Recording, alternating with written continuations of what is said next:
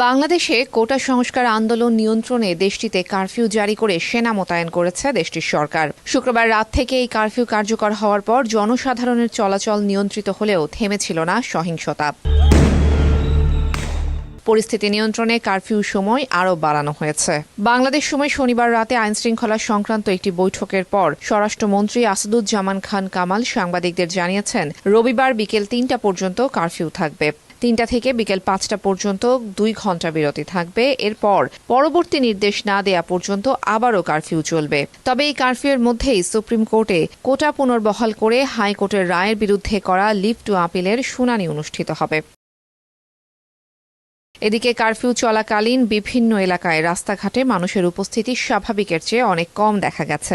রাস্তায় গাড়ির সংখ্যা ছিল হাতে গোনা। গণমাধ্যমের গাড়ি, অ্যাম্বুলেন্স বা আইন শৃঙ্খলা রক্ষাকারী বাহিনীর গাড়ি বাদে অন্য কোনো গাড়ি ছিল না বললেই চলে। সিএনজি চালিত অটোরিকশাও ছিল না রাস্তায়। তবে সব এলাকাতেই রিকশা চলাচল করতে দেখা গেছে।